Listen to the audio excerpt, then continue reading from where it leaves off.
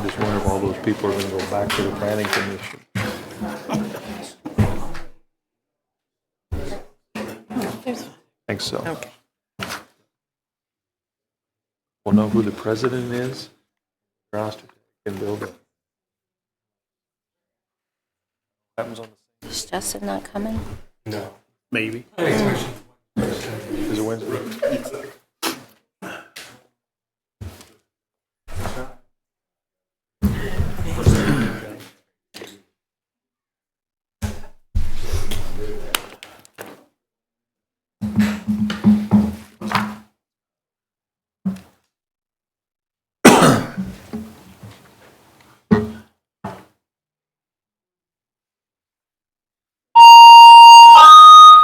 Excuse me, Mayor. No problem. You're safe, Slattery. No problem. No problem. All right. All right. Trying Good. to be bad boy. Yes. Good evening. It's my pleasure to call the meeting to order. At this time, if we could please rise for Father Meinrad Miller for our invocation. Let's pray. Father, we thank you for all of your blessings upon our city and our nation, our world. We ask that you continue to pour out your grace upon each of us. Bless the meeting this evening. Bless our city council, our city officials, and all who are gathered here. In a special way on this election eve, we ask that you bless our nation. We thank you for the great gift of freedom. May we always cherish that gift that you have given us and use it wisely. We ask all these blessings in the powerful name of Jesus Christ, our Lord. Amen. Amen. Please join me in the Pledge of Allegiance. I pledge allegiance to the flag of the United States of America and to the republic for which it stands, one nation, under God, indivisible, with liberty and justice for all. All right, as we do not have any proclamations, Tina, could you please call the roll? Mayor Young, Present. Vice Mayor Wilcox. Present. Commissioner Greenlee. Present. Commissioner Murphy. Present. Commissioner Slattery. President. Thank you. Thank you, Tina. At this time, we will have a presentation by UTV Street Friendly Atchison, presented by Kim Boderoff.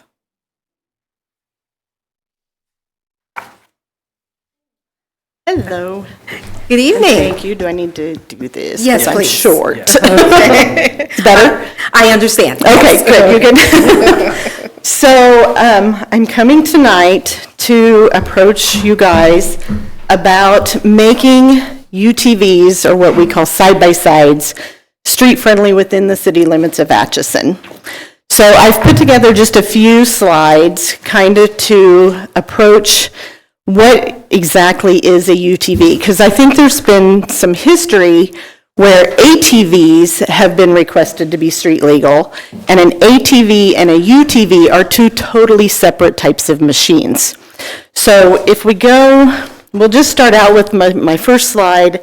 I think you guys have it with you. UTVs have become increasingly popular amongst the city and in the state due to their versatility and their practicality. A quick run to the convenience store, and the neighborhood park, out to eat, going to get fuel, snacks, whatever it is we be, has become a little easier, and the revenue from that a new ordinance could do to allow these within the city streets could allow us to really help the community of Atchison. So an ordinance, and I believe this kind of, I'm not real new or good on all of the, what we need to have and what the ordinance needs to say and those kind of things, so that's why I'm here to explain what we want, and then we can, if it has to be an ordinance, I don't know, or what it needs to be, then we can go that route. So we understand that with any new initiative, it's important for residents and visitors to understand the rules and the requirements before getting behind the wheel of our own UTVs. So along with that, all traffic ordinances, everything that Mr. Wilson and his officers would patrol would pertain to a UTV as well. So the next slide, this is just a real quick, and I'm not going to read them, they're just for your information. The definitions of the different types of vehicles that are considered off-highway or all-terrain or utility task or those kind of things. So you'll see I highlighted the worksite utility. A lot of the side-by-sides or UTVs would fall under that worksite utility. There's also a definition out there, I didn't include it here, of a recreational off-highway vehicle as well. Very similar to the worksite utility vehicle as far as the width and the size of the machines. So with that, this next screen has all the information, so there's a lot there. But that gives us the difference between an ATV and a UTV. So a lot of times, we're used to four-wheelers. Everybody calls them a four-wheeler. That would be an ATV. That is something where you straddle the seat, you drive with handlebars.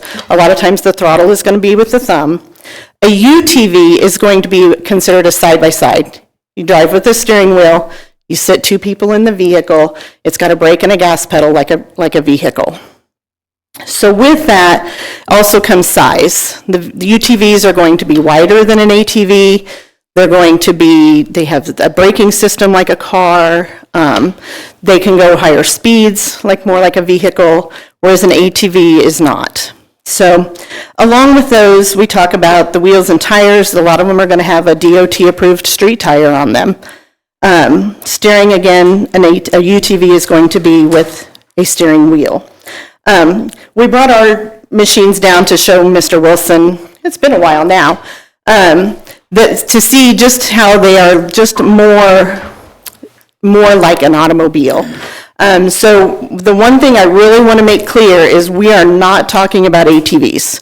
We're not talking about a four-wheeler where you straddle the seat and drive with a handlebar. We are only wanting to talk about a UTV. So most of them, well, actually all of them are going to have a cabin. They're going to have roll bars. They're going to have seat belts or harnesses. We have some that have 5-point harnesses, so even more than a seat belt.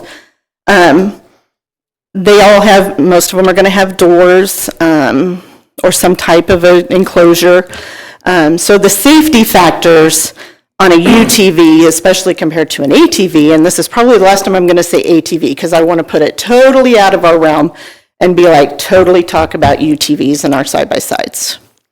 And I'll probably call it a side-by-side because that's what we call it, because you sit side-by-side.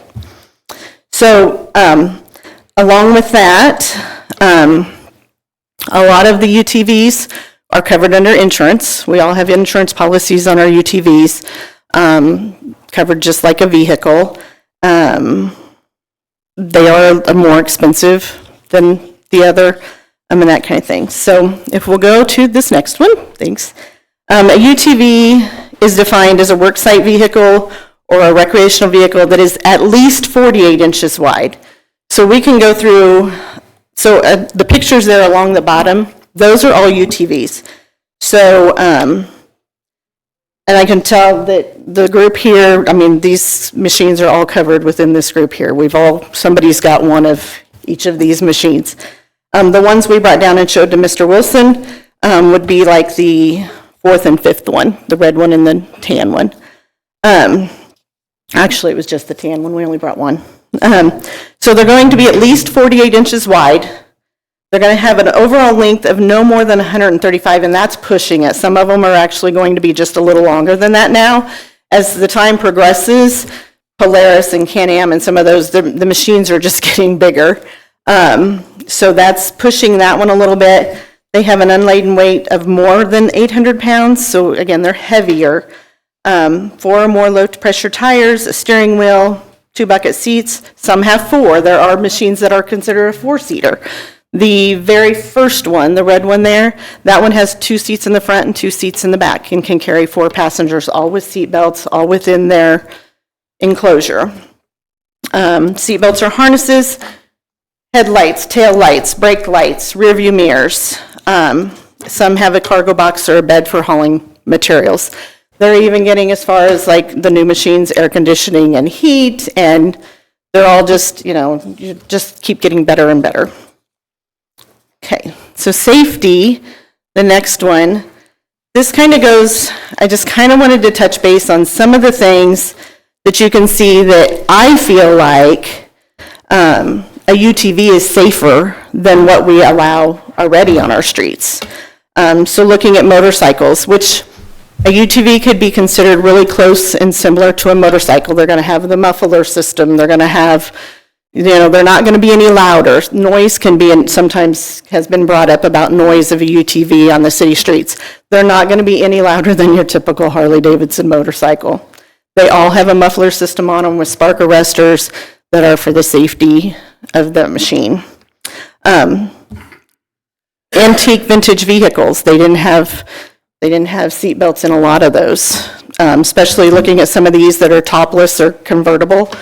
Our UTVs are going to all have tops over them. We've all got seat belts or harnesses in those. Some of these, there's a little blue dune buggy on here. I have a red one just like that I drive around all the time. Our side-by-side is bigger than that bigger than that dune buggy. It is wider and longer than that dune buggy that is street legal. So UTVs are designed with safety in mind. So that's where I was just kind of giving you a comparison. The one little picture that I show there are the electric scooters. And as much as I hate to bring that up because I know what that brought up when we tried to put the bird scooters in town, the difference there is, you guys can see, I brought all my friends with me. You can see that the people that own these machines and that drive these machines are not the same ones that were on those bird scooters. They would be most likely 18 and older. We're not kids, as much as we like to think we are kids. We're not kids. You would not have the problems that you had with those as far as people obeying the traffic ordinances and things that they would need to be doing and not just flying through town. Okay. So the next one, Kansas statutes, there's a lot of different statutes, there's not a lot, but there's statutes out there. There's so many other places that have gone about making UTVs street legal within their city. They're done two different ways, and it's really based on, I know we're a city of the first class, so it's based on the total number of people within the city. There are cities of the first class that have passed ordinances. There are cities of the first class that have just allow them. There's two different ways they go about it. They either can just allow them to be on their streets and they don't, everybody follows the same ordinances just like a vehicle, or they do a registration through the city and they pay a fee to register. So it's kind of like tagging a vehicle, but you can see I kind of went through and made a list. It's not all of them by any means, it's just the ones that I took the time to find, that they range from anywhere from $25 to $200 to register them through their city. There's a couple of things there that I feel like could benefit us because it would be revenue for the city to register all of these, and it also gives us a good record of who is owning those machines, who's driving them on the street. But where it wouldn't benefit us, the con of that is we are on our machines a lot. We take off and go to, we love a restaurant in Valley Falls, so we take off and ride to Valley Falls to eat dinner. We just went this weekend to Everest to eat dinner at their little restaurant. But people coming into Atchison to eat here or to go to our convenience stores or stop and get gas or whatever they would be doing passing through, if they didn't have that registration or didn't pay that fee, they would not be allowed within the city limits. So we could lose that revenue charging a fee, or we could also get them to get their machines registered. If somebody from Troy knew they were going to be coming here to eat regularly, they may pay the registration fee. I don't know.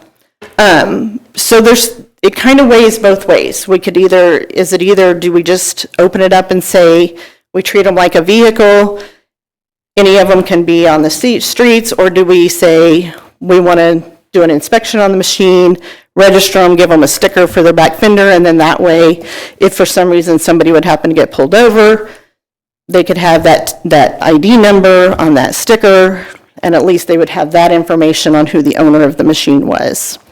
So that's one thing to throw in there. But so in the cities that have less than 15,000, or the counties, I guess it would be, because we would fall under that if it was city, but places like Effingham, Oskaloosa, they just, I mean, most of those, it's just allowed that you can ride through. So your smaller ones. It's your larger cities that tend to go more towards the registration fees and doing that. And honestly, I think with Mike, that would be something, you know, to discuss what would be the best thing there. Because like I said, we like to go, we travel a lot on ours. We've gone to other states where they're street legal 100% of the place. South Dakota, you can tag your UTV up there and you can ride down the highways and do whatever you want up there. So, so with that, an ordinance could typically say that we would require that the drivers, you have a driver's license, be a valid unrestricted driver. We could limit that you have to be at least 18 years old. Insurance would be required, the speed limit. A lot of the ordinances in other places say that you can't be on anything that has a speed limit over 45. These machines will do 45 easy, but these machines will not do 75 easy. So part of the, you know, a motorcycle could outrun or try to outrun, whereas these machines aren't going to try to do that.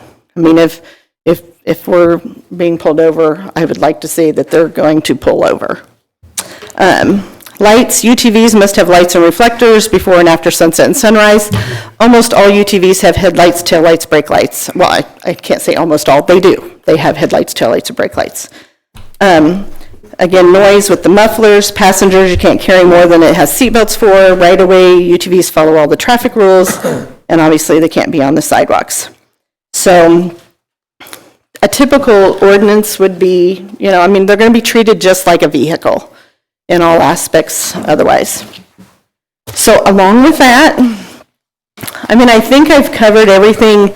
My goal was just to make sure you really knew what a UTV was, and that we're asking that if it's possible that to consider legalizing the UTVs for street use.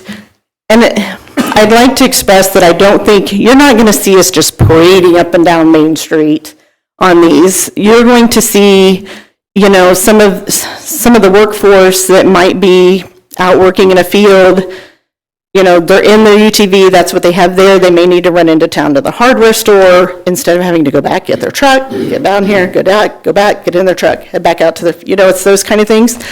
We ride a lot on the weekends, and we like to fuel up our vehicle. I mean, we have to fuel them up. So we get in the truck, run downtown, get the fuel, run back home, get them in, and we can take off. We're fortunate enough we live outside of the city limits, barely, like driveway is the city limits. So we can ride from our driveway out, but we don't ride into town. So that would allow us to jump in the machine, go get gas, get our snacks for the day, and head to wherever we're going to go ride. So those are the things I think you're going to see people using the street-friendly UTVs to do. We'll jump in them to head downtown to eat one evening. We have a lot of people, I have a lot of people ask me, can we ride into town to go eat? And I will very specifically say you can maybe sneak in the north part down River Road and eat at Trotter's, but I wouldn't go any further. Hey, now. We could maybe sneak a little further down to Mueller's, but if we had this, we could be at Mueller's whenever we wanted. So with that, I just would like to see an ordinance. I've got the ordinance of a lot of other places that we could pull together an ordinance to make these street legal. If we wanted to do a registration type style, I would be more than happy to sit down and help whoever was doing those inspections to set up special days where they could come in to do what we needed to do, or however we need to do it. But that's just kind of my presentation. Does anybody have any questions about UTVs? Okay, Commissioner Murphy? Do you have any idea how many these vehicles there are in and around the community? Is it 200? Is it 700? I mean, I know there's a lot of them. I just and then my next question is how many of these would come to town, do you think that don't come to town at all now, if we could allow this? Do you have a number? So it's just, I could throw out a number. I can tell you we own 3 of them. So my kids own them. I mean, they have them. We have friends that all own them. Everybody here, Jill, do you have one? You're here for some other reason, but. No, we don't. My cousin wants one, but See, that's on there. So everybody here owns at least one or 2, and so I would guess they just had a ride. How many did we have on the ride? Do you know? 60. So my guess would be, I mean, throw in the number 200 to 400 out there. There's so many of them that have work, like the John Deere Gators, outside of, it's just a different style of a UTV, but still a side-by-side, still a UTV. So, I mean, there's hundreds, I would say, over, out there. And do I think they would come into town? Absolutely, I do. I know they just had a big fundraiser ride in Valley Falls, and it had 300 of them at that ride. And if they just, more than nothing, driving into town to get gas. I mean, when we ride these things, we'll ride them 100 to 200 miles a day. And so they'll need to come in and get gas. I like to have candy bars and chips on my ride, so we stop to get snacks and those kind of things. But again, more than anything, So today all we're doing is listening, just a and presentation. the commission can give direction to staff if you would like us to craft something, if you would like any specific provisions in there, or if you would like us to not do that. So that's kind of where that's. I would be interested in finding out more about it, and Ms. Boderoff, you said that you would be willing to Absolutely. work with staff. And I- Absolutely. Go ahead. Oh, and then I did have a question, though. And I appreciate your putting together the list of, like cities, some are bigger, some similar size, that have ordinances. Of those that have fees, have you paid fees to other places? so does not that in work? Kansas. We have Okay. paid fees to like South Dakota when we go ride there. We have paid fees in Colorado when we go to ride there to get their permits when we ride. But we have not, so nothing surrounding us really. I think Tonganoxie might be the closest. Troy is actually doing a small fee. Okay. But we have not actually paid their fees to ride into to any of them that are conjoining to us. Sure. Okay, that was just my question. I'm a little confused. So does the state of Kansas have any laws that you can go onto the state or federal highways? No, you can cross the state and federal highways, and you can stay, so if you have a slow-moving vehicle and if you're farm use, you can be on the highways if it's a less than 45-mile-an-hour speed limit, but I don't know that we have highways that are going to be much less than that. So if you go to Colorado, you have to haul this vehicle to Colorado Yes. and then use it there? Yes. Now, like South Dakota, yes, we haul them there in a trailer, and that's kind of what this, so like, we have some people, we have friends that live in town that have UTVs. So in order to ride their UTVs, they may trailer to my house and then unload their machine and we can take off from their house. So it would eliminate the people that live inside the city limit of being able to have to load theirs up on a trailer, but they could ride it to my house or to their hunting location or to their, wherever they might be going. But yes, like South Dakota, you can actually tag your UTV in South Dakota and you can ride it on all their highways. Once you unload it, you can go anywhere you want to go. But Kansas is not that free yet. Any other questions? I think we need to keep our fee kind of reasonable on it. Right. or not have a fee. Yeah, or not have Well, the a, way of having, make sure they got liability insurance. Yeah, so That's the biggest thing. I think there's That way kind you of, gotta yeah, you can do it to where you need to inspect them beforehand and make sure they're in good, safe condition and they have liability insurance, and that's kind of what the tag says. You can do, if you add any kind of additional requirements, the police would be inspecting those. Chief, how do you feel about added, staff time for those kinds of things if we went that direction?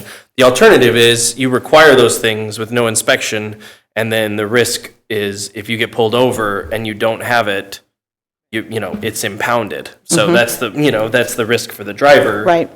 Which would be the case anyway, but.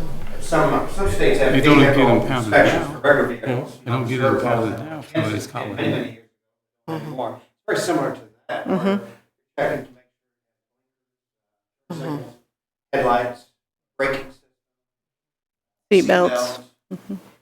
You explained it well and saw what you had. It looks like it has the features, safety things that we're concerned about, the lights.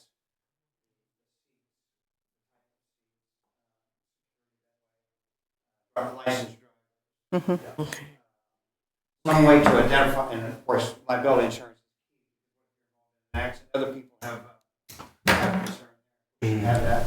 Okay. Can we just have a little sticker-like thing? It'd be real cheap to put on. Well, so the difference between these and a vehicle is Kansas doesn't recognize the vehicle to register. We studied this. Hayes is one that we looked at close. Really, at least twice our size. They issue the city A sticker. that identifies that vehicle. That's kind of something we The only problem I see with some of that, though, is if you have one of these rides, so to speak, that has 100 of these bikes, and some of them are from Valley Falls, some of them are from Tonganoxie, and they come to town and they don't have a tag, we're not going to be very welcoming to those folks if we're going to be pulling them all over, checking to make sure they're legal. I think deals with that. You what? Hayes deals I don't. or Tonganoxie, another one that we studied by here. They also, because as you know, state law prohibits this. He was a city. That's what city. Need to check some of And, them. yeah, I don't know if on days of rides, if we just would notify notify police department and let them know that this is, and obviously if somebody is cutting through town, pulling wheelies, then they're gonna need to be, they're gonna get pulled over whether they're on a ride or not. So maybe if during a ride, we just, and I don't wanna say let it slide, but maybe just kinda let it slide that we know there's out-of-towners here for that event that day. There needs to be an advocate. I'm sure you like traveling groups. You go to other cities. We do. Way visit. well, Maybe I'm sure you can't walk Yeah. here. We'll let the chamber take care of it. We will. Yes. And there is, yeah. Yeah, and there is some statute, and maybe in the Kansas traffic ordinances or something, that makes a parade an accepted event. That it is an exceptional to be able to do some of those kind of things. So maybe that's where the rides would fall under that. Because I if we believe there notified. were some at this year's Halloween parade. Probably I so. saw them. Okay, all right. Well, I would be interested in having, Mark, if you can work with Ms. Bodaroff and with Chief Wilson and just give us some options. Commission, do you agree? I think your list of requirements here is pretty comprehensive. I would put some emphasis on the 18-year-old. I think these are expensive adult toys. And I wouldn't be crazy about some 15, 16-year-old coming off the farm and heading to town myself. Right? No, absolutely. And I would say I've reached out to a number of these cities and kind of talked through with them, on aspects of their ordinance that have worked or not worked. The main thing that a couple have brought up is they've had to kind of talk to UTV owners about if you come in right out of off-roading and you've got mud all over the vehicle, without the back fenders, they tend to throw more rocks and dirt. And so they've had to talk with them about, we don't want to add a requirement in the ordinance that you have them Right. cleaned off, but just make sure you do it, before you come into town, because there's more vehicles around. You throw rocks. Here in town is a little different than throwing rocks, out on Right. out on a ride. So there's some things like that. You what? Okay. Can you picture that having? Unfortunately, I can. Yeah. Well, I've driven them. There is, especially now. I mean, some of, we're going to travel, we traveled to Everest, like I said, the other night, and in the rain, but we were within an enclosed cab, and we tried to stay on the more maintained roads, but they were still muddy, so Okay. It's true, it's true. Gotta get in the field.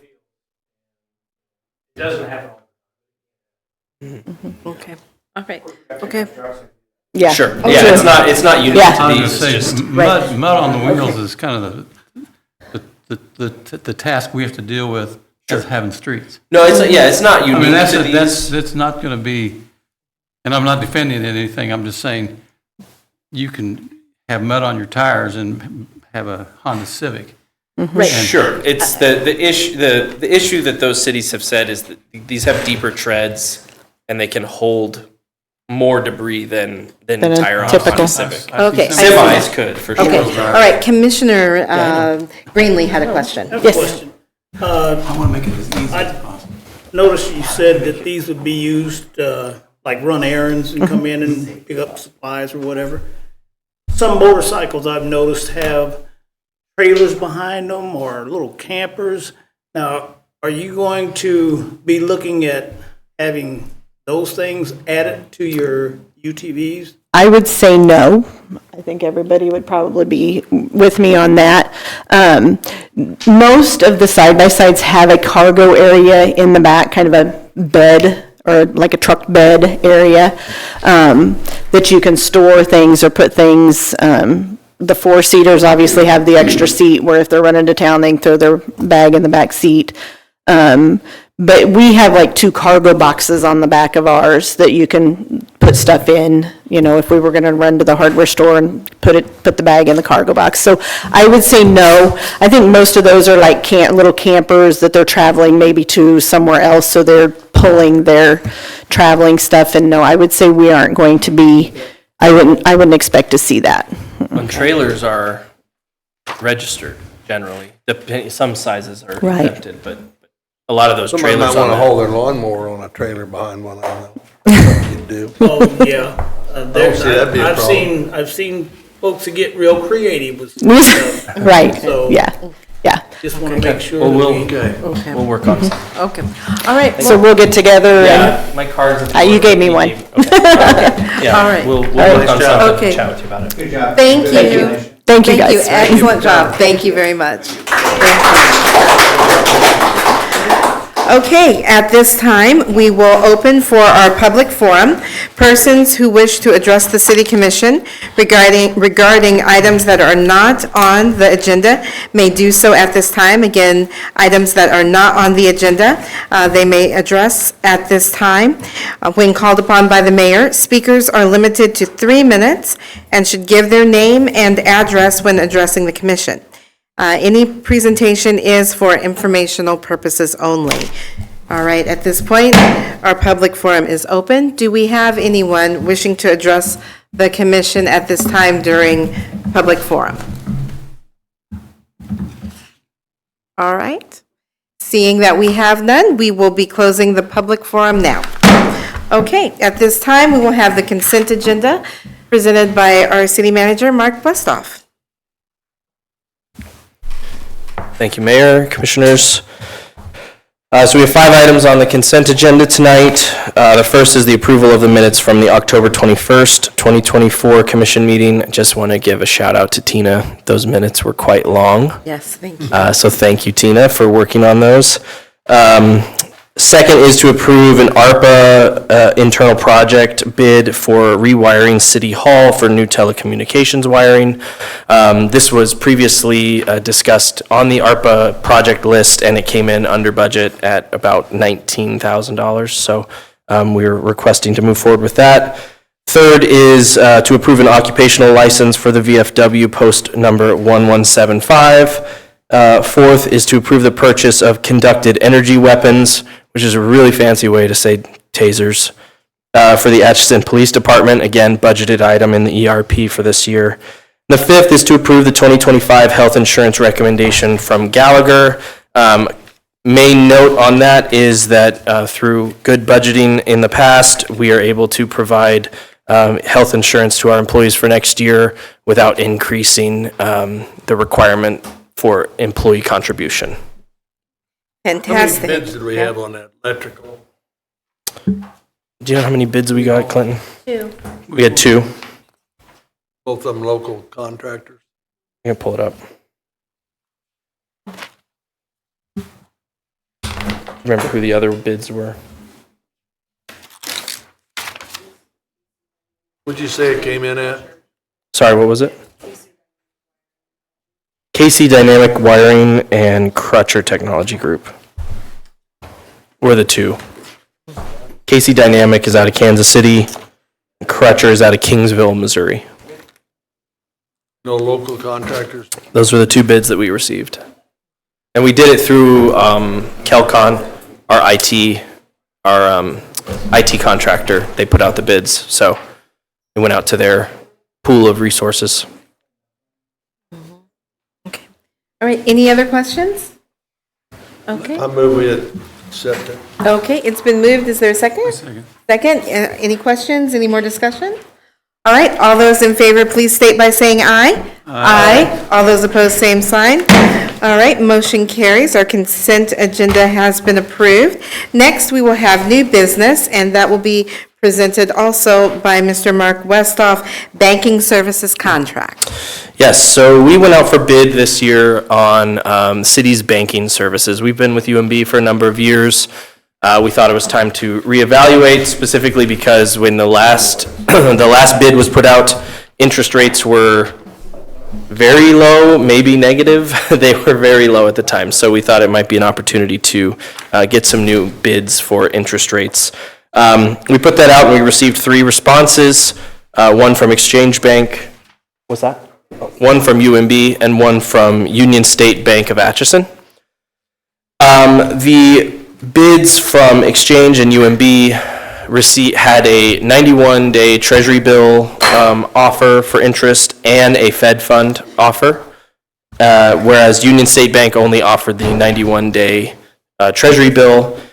In looking at those, the Fed fund rates were higher, but that is also a more volatile place to put your money, and so we decided to, and Union State didn't offer that as a third choice, so we decided to look at only the 91-day T-bill yields, and based on the numbers that we expect to have for next year, we are looking at receiving potentially around $700,000 in interest after any banking fees from Exchange Bank, $600,000 from $600,000 from Bank of Atchison, Union State Bank of Atchison, and $500,000 from UMB. And so staff recommends going with the best bid, which is from Exchange Bank, and request the opportunity to negotiate a contract with them.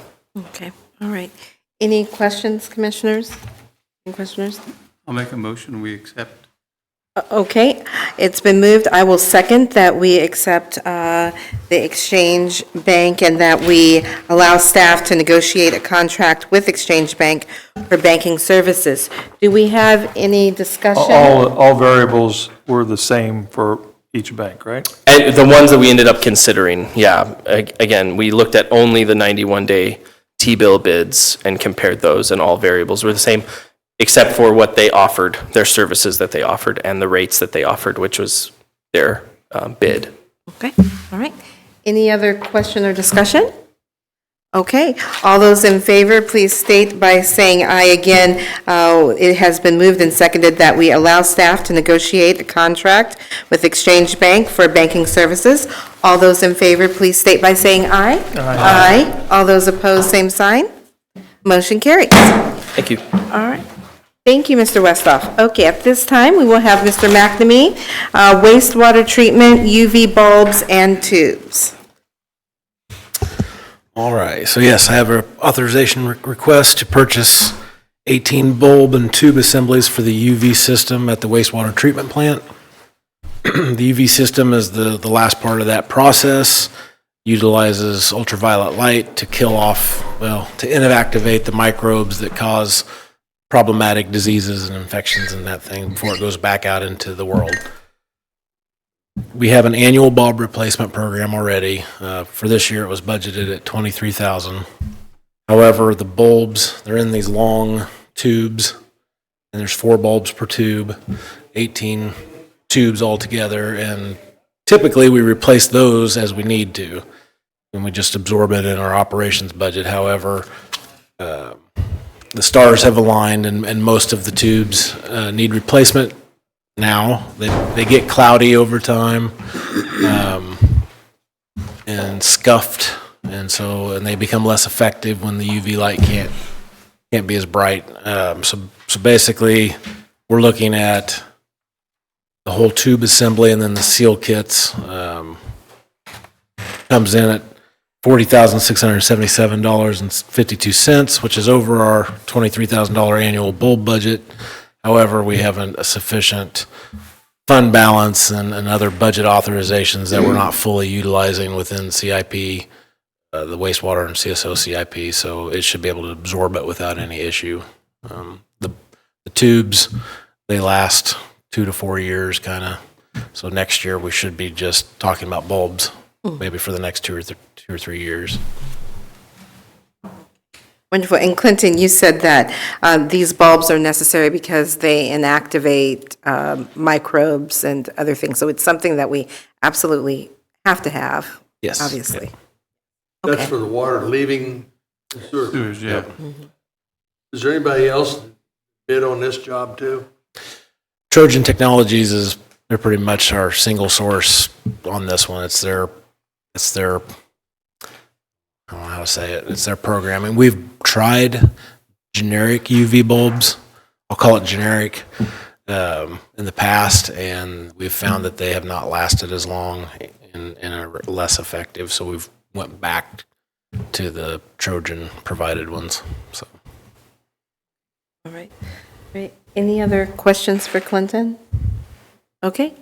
If not, I move that we authorize city staff to purchase 18 UV bulb and tube assemblies plus related seal kits from Trojan Technologies in the amount of $40,677.52. Is there a second? Second.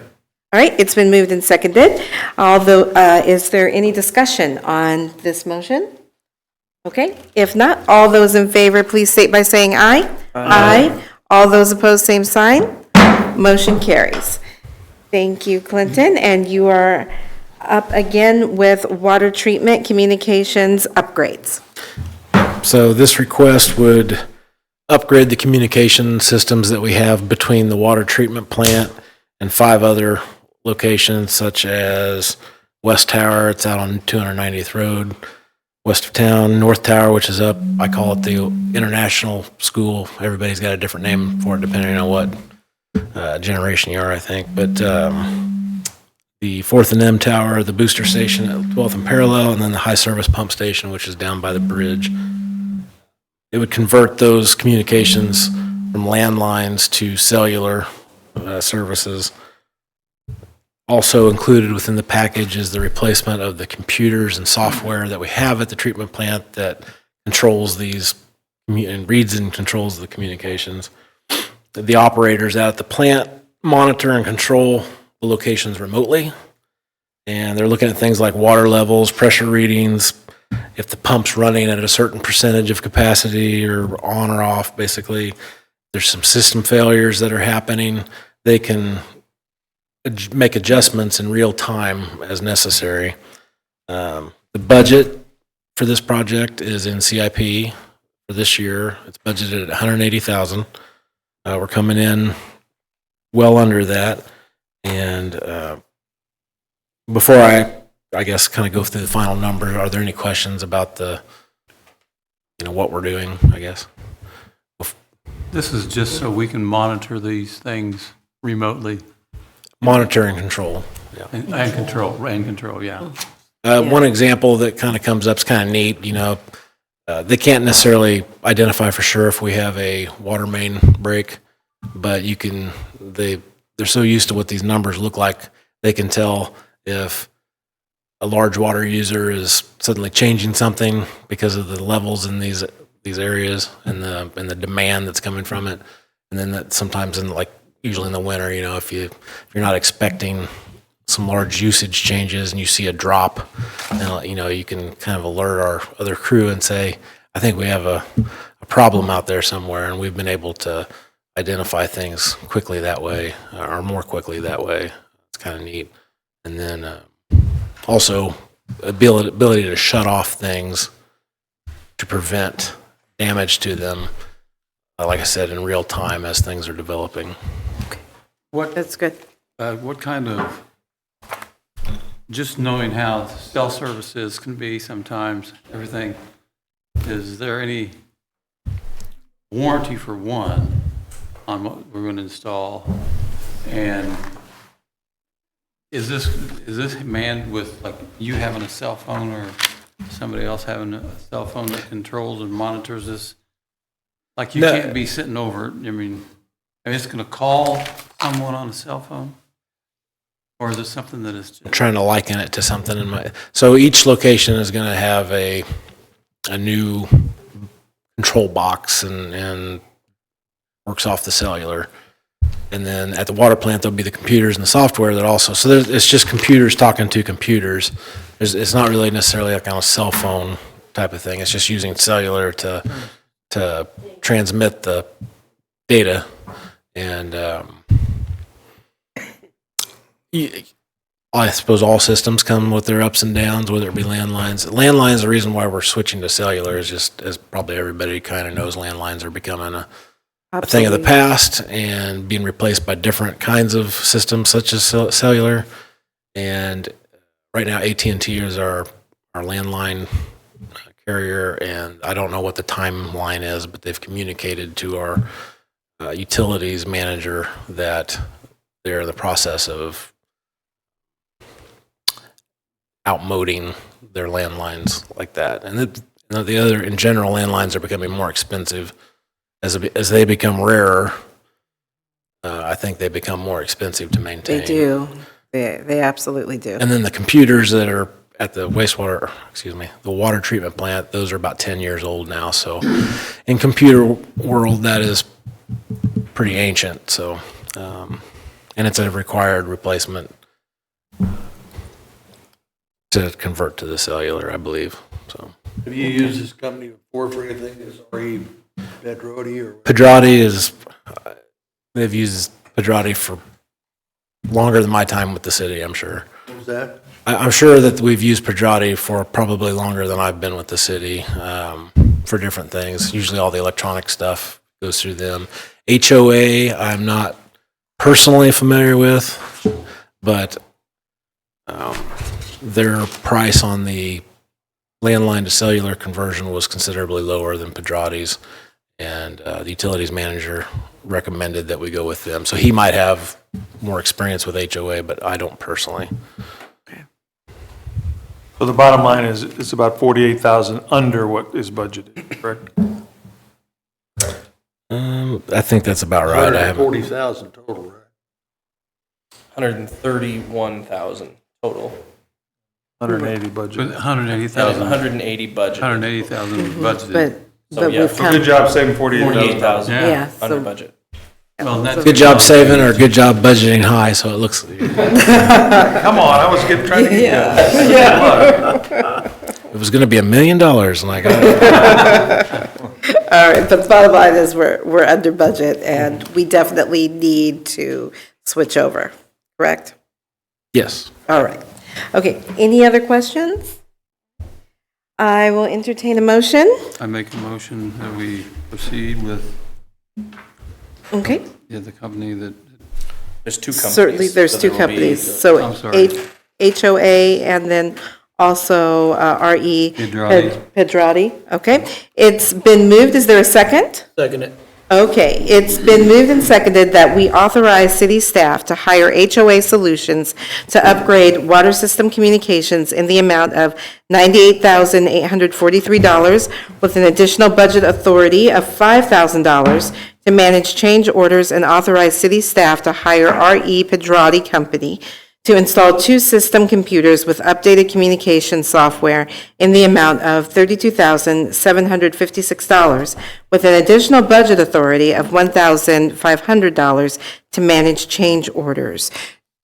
Does anyone have any discussion? Okay, if not, we will proceed to a vote. All those in favor, please state by saying aye. Aye. All those opposed, same sign. Motion carries. All right, at this time, Mr. Westhoff, if you could please enlighten us on our communications.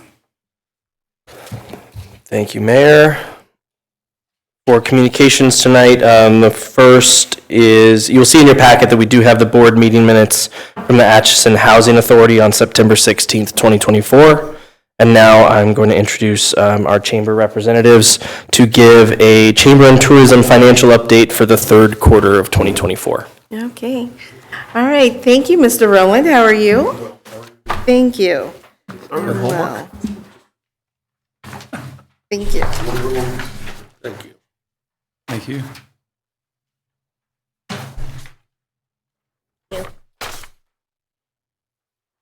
Madam Mayor, members of the commission, Jim Rowland, Chamber. Just a quick update, as I have a pressing event that's occurring here in just a little bit.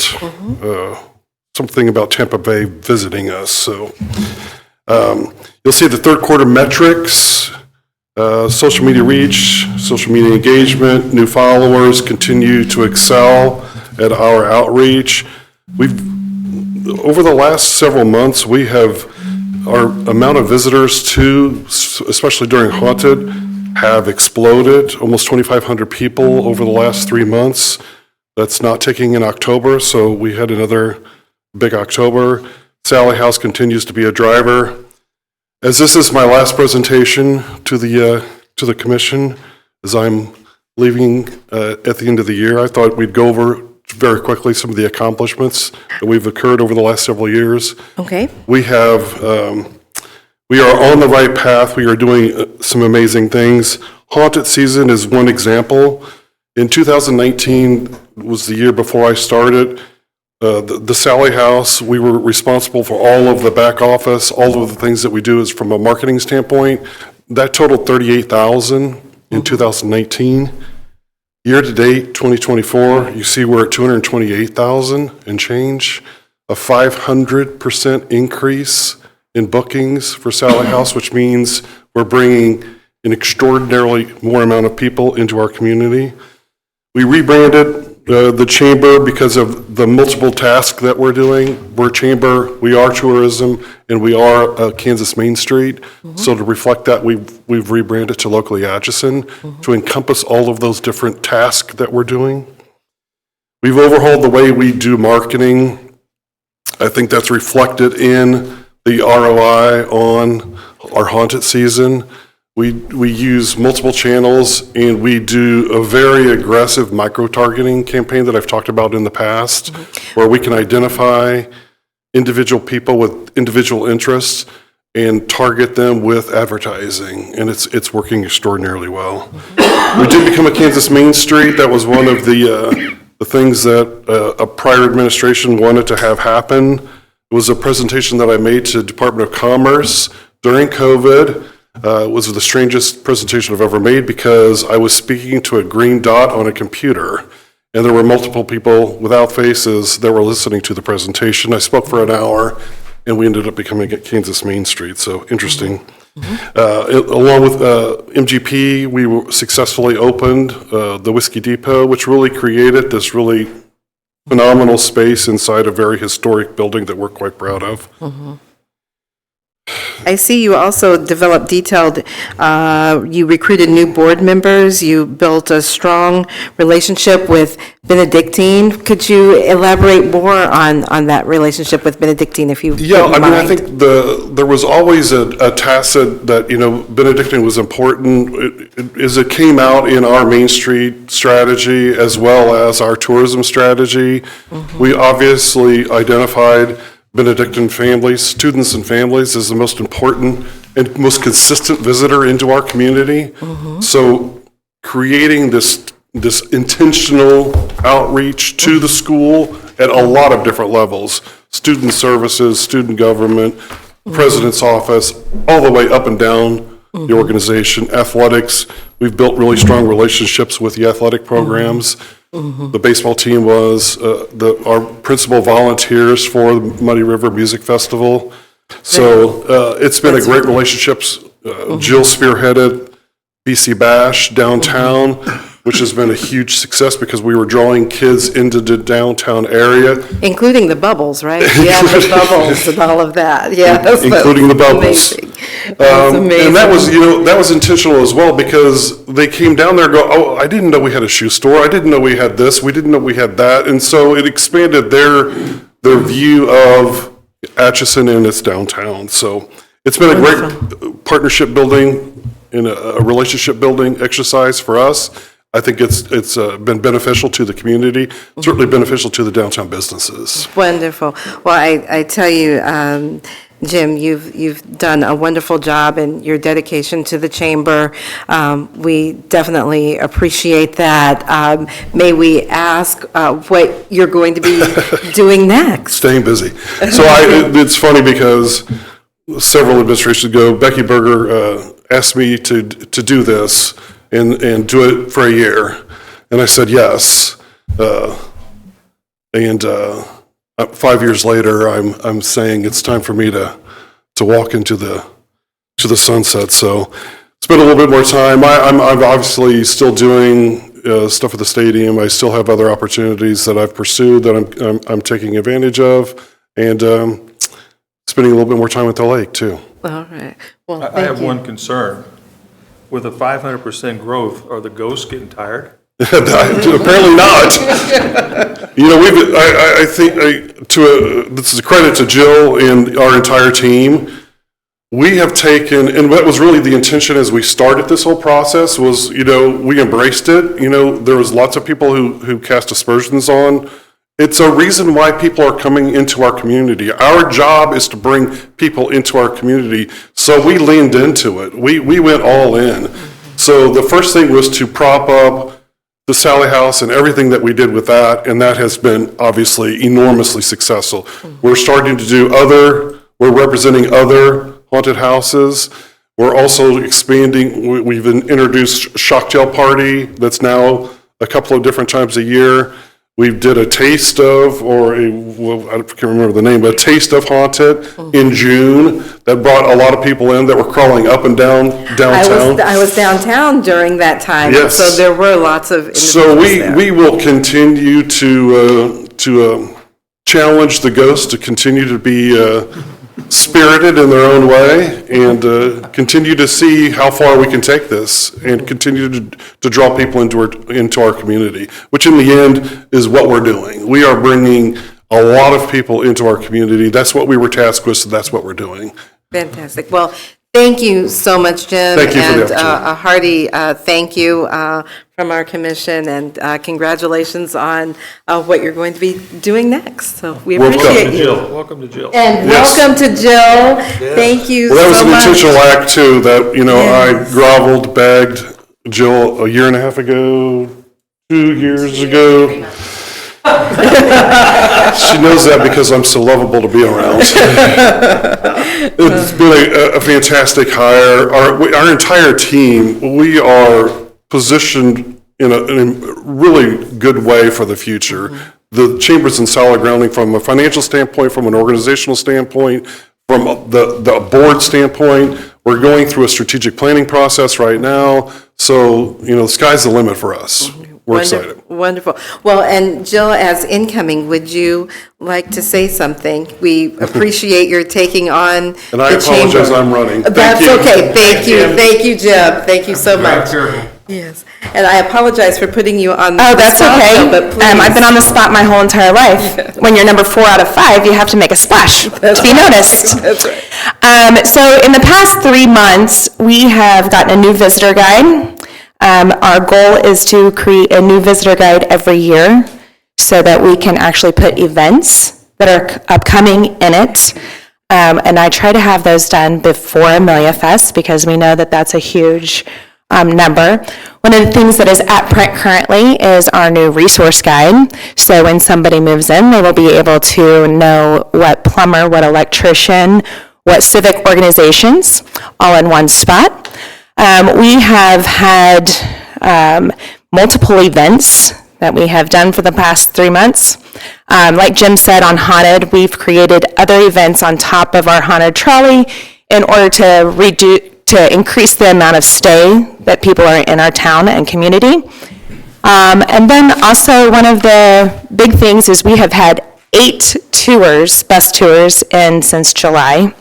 Fantastic. And we've had 2 conferences in since July. That's wonderful. So, and Tanner Mayhew, who was here in September, they were supposed to be bringing 30 people, and their conference ended up bringing 62, I believe. So everybody who pulled together with that did an amazing job, and they will be back in 4 years. So we have great momentum, and we plan on keep on going up. All right. Well, So thank you. you so much, Jill. That's My pleasure. fantastic. So we Thank appreciate you guys for having us. We appreciate you. Commissioners, anything else? And welcome aboard in your new capacity. Why, thank you. All right. Thanks so much. All right, Mr. Westhoff. And then this is a new item that I'm adding to the agenda. You tell me if you like it or not, but just a quick city manager update. I would like to kind of brief the commission and, anyone watching or present on anything that is noteworthy from the last 2 weeks, or any projects that we're working on that maybe aren't ready for the agenda yet, but just to give you, some information of things that we're working on.